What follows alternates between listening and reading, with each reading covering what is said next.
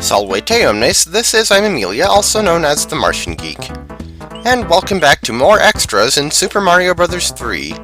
Previously in the extras, we showed off all the secret areas and other parts of stages that I either skipped or missed when playing through the level the first time. And now it's time to show off what all the power-ups do.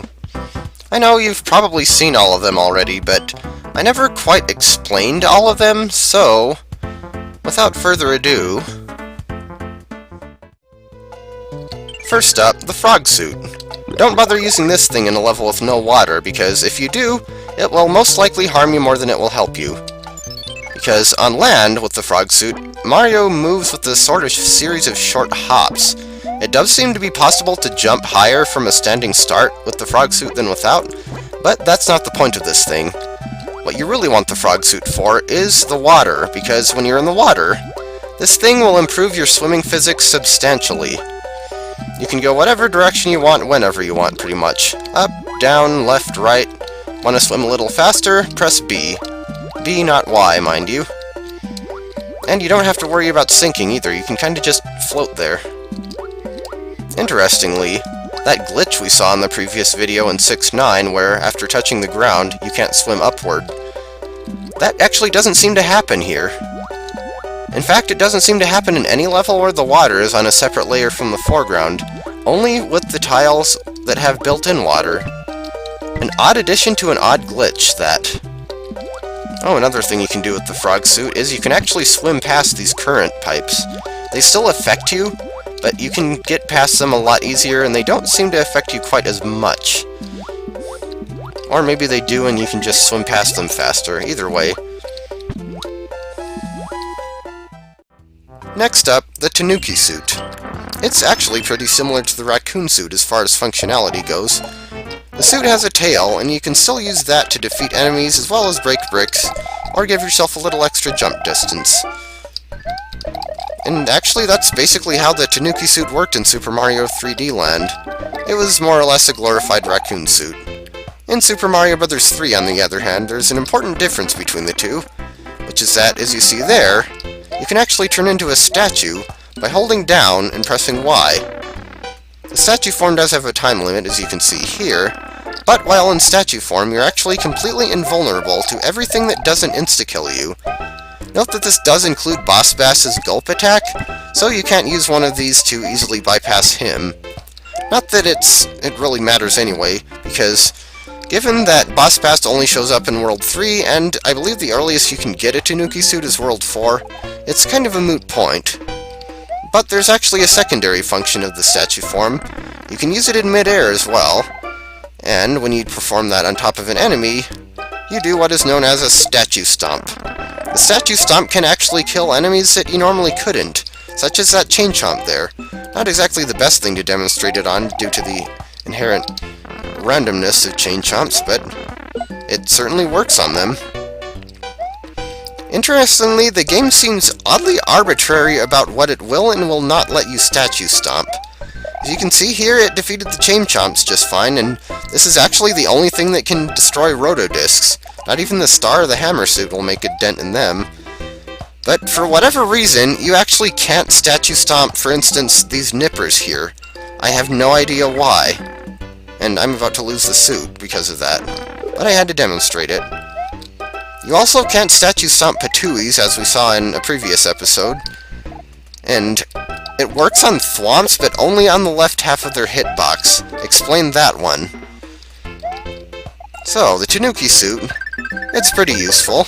A little on the rare side, but no more so than, for instance, the hammer suit. Actually, there are more Tanuki suits in the game than hammer suits.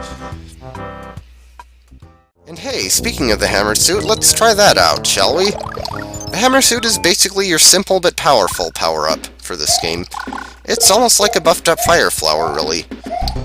You can have up to 2 hammers on screen with this thing, and they will pretty much destroy anything and everything in your way, at least if it's of the enemy persuasion, such as those Venus fire traps and piranha plants, or this Koopa, at least assuming I can hit him. The problem with this thing is the arc of the hammers can be a little bit hard to get used to sometimes, partly because it actually varies depending on how fast you're going when you shoot him. For instance, if you're running, the hammers that come out will go a lot farther than if you're just walking. So if you can get used to that, though. The nice thing about the hammer suit is it will actually destroy enemies that can't be killed with normal power-ups, such as this Boo. And yes, it works on Thwomps too, and I believe Chain Chomps. I think the hammer suit actually even kills Boom Boom in one hit, and Bowser in 6, or possibly 5, I'm never quite sure. So yeah, this thing's pretty powerful, and it's as rare as it is powerful. Also, apparently there's an invisible block there that I didn't know about. Go figure. And now it's time for a power-up that only affects you on the overworld. This is the Jugem's Cloud, though apparently a better English translation would have been Lakitu's Cloud. It's anyone's guess why they did that. This will allow you to skip over a level. You don't have to play it, you can just skip it. But there are a few caveats with it. The first of which is that it doesn't work on any level that pulls you in automatically. So for instance, you can't use it to skip that piranha plant there. Though it does still work on fortresses. Though if you use it on the fortress, it won't unlock the keyhole gate for you. And another thing is it doesn't reset, or it doesn't update your overworld position. So, for instance, if I use the thing to skip over 7-3, but then died on 7-4 or 7-5, it would reset me back to before 7-3. So I'd either have to play the level anyway or use another cloud. But if you take a pipe, you can bypass that.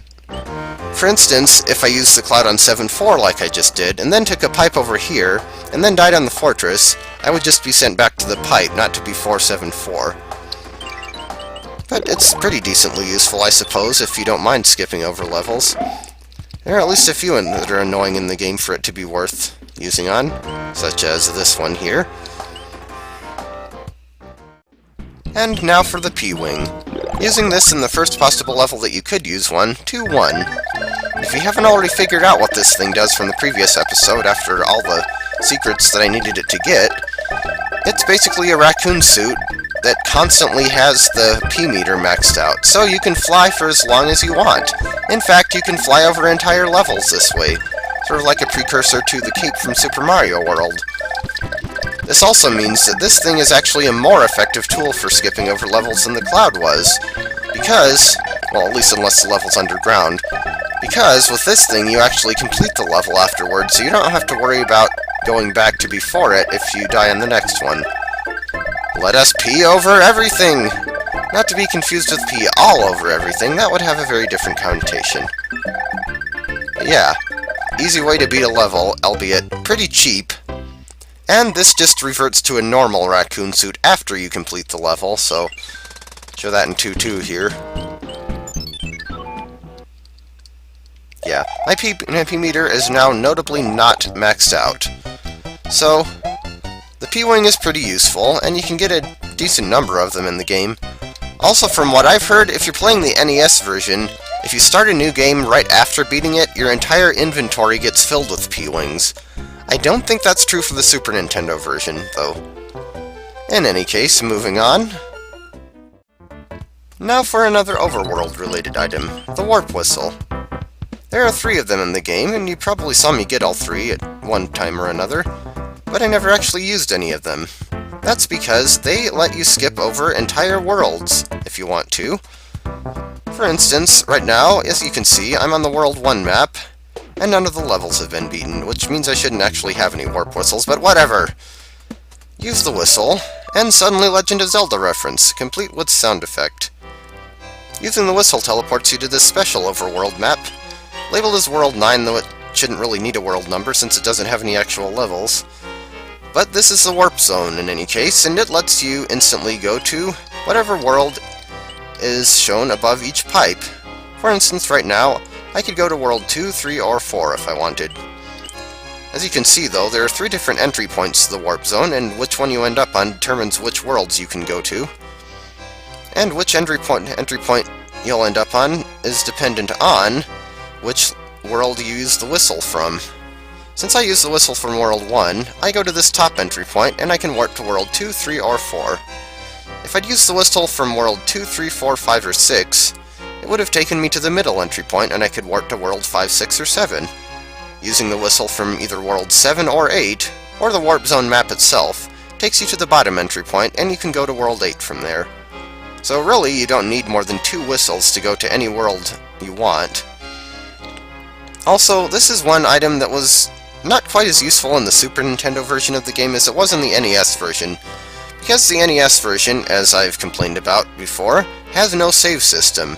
So if you had to shut off the console when you were on World 6 or 7, too bad, you're starting over from World 1. But that can be alleviated a little bit if you actually know about the warp whistles, because then you could warp right back to where you were before in relatively little time. It's also not very useful if you're like me and want to play every level. Not to mention, if you warp ahead, you miss out on quite a lot of goodies, such as items, extra lives. Well, basically, if you just instantly warp from World 1 to World 8 and still have only 5 lives, maybe 6 or 7 depending on how many coins you got in the levels before the whistles, you're gonna have a rough time. But in any case, that's the warp whistle for you. Just for the heck of it, let's use our other 2.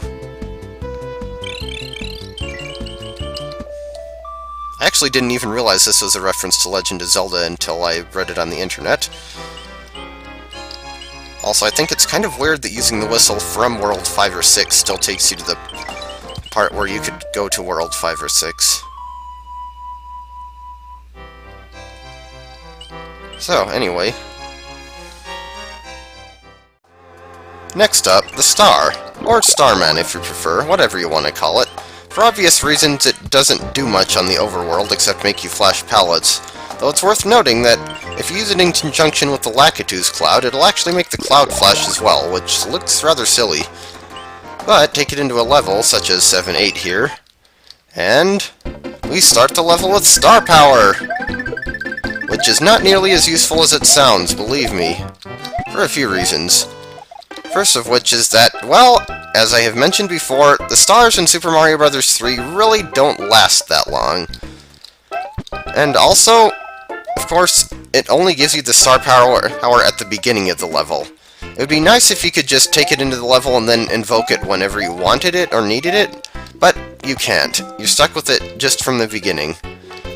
So it only really helps you if the part of the level you're having trouble with is near the beginning of the level, and if it's a level where the difficulty actually is something that can be helped with the star.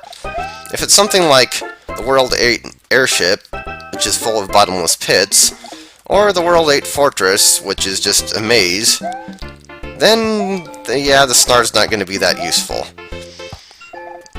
I guess there are a few levels where it might come in handy a little bit. This being one of them, it'll help you to get across those piranha plants there.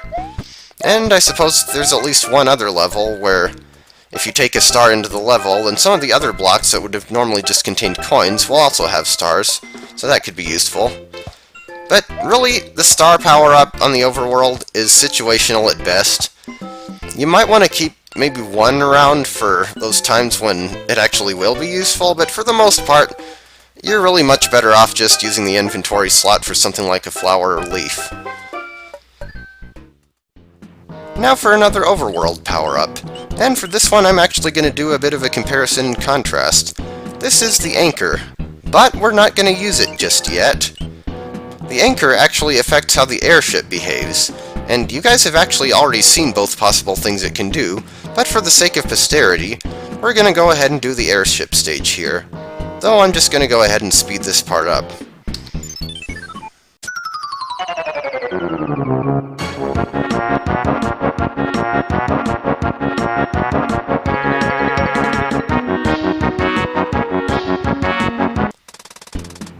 As you can see, since I died on the airship, the ship actually moved elsewhere on the overworld map. So now, if I go onto that ship, I'm not going to show that right now, but it would automatically pull me in, and I'd be back on the airship. The castle, of course, stays right where we left it, though for whatever reason the help bubble is no longer there. But if I kept dying on the ship, it would keep moving. But, on the other hand, if I use the anchor,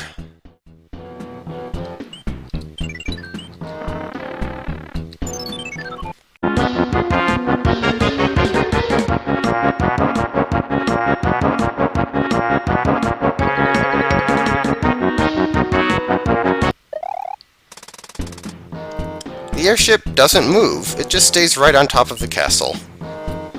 Now, mind you, this isn't as useful as an effect. Well, this isn't a very useful effect, because the only real hazard with the airship moving is if you skipped over some of the levels, the ship can actually go into a place where you can't get to it without beating a level you skipped the first time. For instance, if you die in the World 1 airship, it can move to the place in between 1-3 and 1-4. But the thing is, if you're like me and you like to play through all of the levels, then the airship moving around won't really affect you at all. So, that makes the anchor completely useless. And it really does not help its case that the only place you can actually get the anchor power-up is from white mushroom houses, and only the ones in Worlds 2, 4, and 6. Rare, yes, but powerful it is not. Definitely the second worst power-up in the game. The worst? Well, that is to come. Now for the hammer. Not to be confused with the hammer suit. This is actually an overworld item, and one with a very specific function at that. You can use this to destroy certain instances of these brown boulder-like objects, such as the one I'm standing next to. Voila, the path is clear to this mushroom house. I actually didn't get this mushroom house in my regular playthrough, and there's a reason for that. It's a rather nice one because it always gives you a tanuki suit, but the mere fact that it requires a hammer to get to... Well, hammers in this game are actually rather rare items. You can only get them from Hammer Brothers in Worlds 2, 3, and 6, well, Boomerang Brother in World 2's case, and there are more breakable rocks in the game than there are hammers to use them on. I did use the 3 I got, as you saw, one to get the whistle and frog suit in World 2, and one to open the path to the canoe in World 3, as well as one to open the path to a warp pipe in World 6, though I never actually used that one. Well, there are 3 other places I could have used them, besides the place I just used one here. I could have used one to bypass 3 levels in World 2, and there's also a 1-up roulette spade game in World 3 that's blocked by a couple of these, but there's not really much point in that one because you can use it on the canoe and get 2 of those as well as 3 mushroom houses. Then there's also the one that would allow you to skip 6-7 if destroyed. But none of those are really applicable for me anyway, so... Oh, also, another thing about the hammer is, if you try to use one when there isn't a breakable rock near you, it will just do that. It won't get used up or anything. Alright, time for one last item, and sadly we're not going to be able to end this episode on a high note, because this item is completely worthless. This is the music box. It's another overworld item, and what it does is, it puts all the Hammer Brothers to sleep. Use the music box and they just kinda curl up and snooze there, remaining stationary, and no longer pulling you into their little mini stages, so you can just sneak right past them. In fact, you actually can't do the Hammer Brothers stages while the music box is active. See, I'm pressing B and nothing's happening. The problem with this item is you don't really want to skip the Hammer Brothers, or at least I don't. You miss out on items that way. Also, even if you did want to skip them, the thing lasts for a pathetically short amount of time. 2 overworld transitions meaning that if you die more than once on a level, or complete more than one level, the Hammer Brothers will wake back up. That even includes pipes, so if you go down a pipe, and then you go back through the same pipe, they'll wake up without you having even entered a level. That, combined with the fact that its effects aren't anything particularly useful, means that the music box is easily the worst power-up in Super Mario Bros. 3. I mean, the anchor's bad, but I guess, I don't know, at least that would have some function. The music box... Well, there are definitely power-ups in Super Mario Bros. 3 that I'm sorry that they didn't bring back in future games, but the music box is definitely not one of them. And actually, with that, that's all of the power-ups I had to show that you can use on the overworld. Well, I didn't show off the mushroom, flower, and leaf, but I didn't feel the need to on those, because we know what those do. I've used them enough times. But anyway, that's the end of this extra video, and I'm still not done with them, actually. There'll be more coming next time, so stay tuned.